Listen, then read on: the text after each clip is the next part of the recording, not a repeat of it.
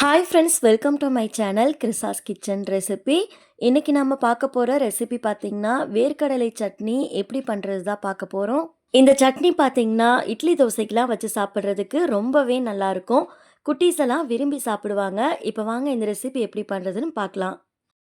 First இந்த recipe பண்ணுறதுக்கு ஒரு பேனை சூடுபடுத்திட்டு அதில் அரை கப் அளவு வேர்க்கடலை சேர்த்துக்கோங்க.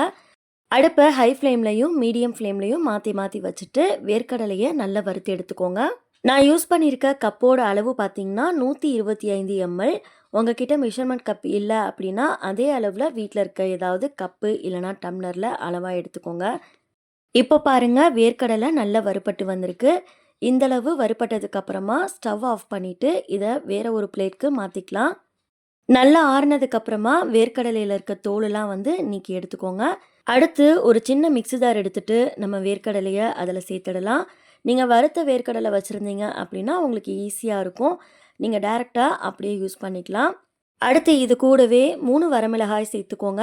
உங்களுக்கு காரம் அதிகம் வேணும் அப்படின்னா எக்ஸ்ட்ரா ஒரு வரமிளகாய் சேர்த்துக்கோங்க. அடுத்து 3 பல் பூண்டு சேர்த்துக்கோங்க. ஒரு சின்ன துண்டு புளியை கொஞ்சமாக சுடுதண்ணியில் ஒரு 10 நிமிஷம் போல் ஊற வச்சுட்டு சேர்த்துக்கோங்க. சீக்கிரம் அரைப்பட்டு வரும்.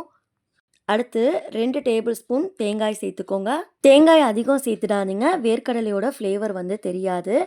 அடுத்து தேவையான அளவுக்கு உப்பு சேர்த்துட்டு இதை நல்லா கொரப்பாக இருக்க மாதிரி அரைச்சி எடுத்துகிட்டு வந்துடுங்க. இப்போ பாருங்கள், நம்ம அரைச்சி எடுத்துகிட்டு வந்தாச்சு.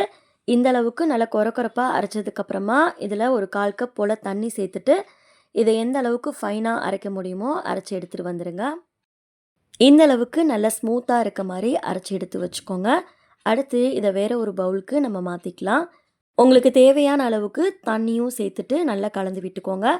நான் மிக்ஸி ஜாரையே லைட்டாக கழுவிட்டு அந்த தண்ணியவே சேர்த்துருக்கேன். தண்ணி தேவையான அளவு சேர்த்ததுக்கப்புறமா சட்னியை நல்லா கலந்து விட்டுக்கோங்க. இப்போ நம்ம சட்னிக்கு தாளிப்பு கொடுத்துடலாம்.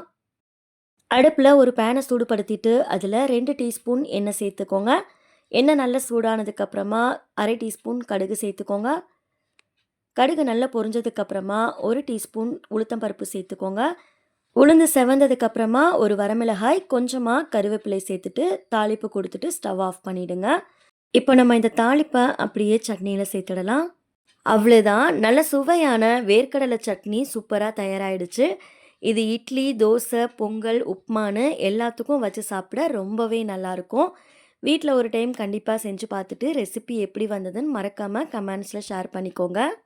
இந்த ரெசிபி உங்களுக்கு பிடிச்சிருந்ததுன்னா லைக் பண்ணிவிட்டு சேனலை சப்ஸ்கிரைப் பண்ணிக்கோங்க.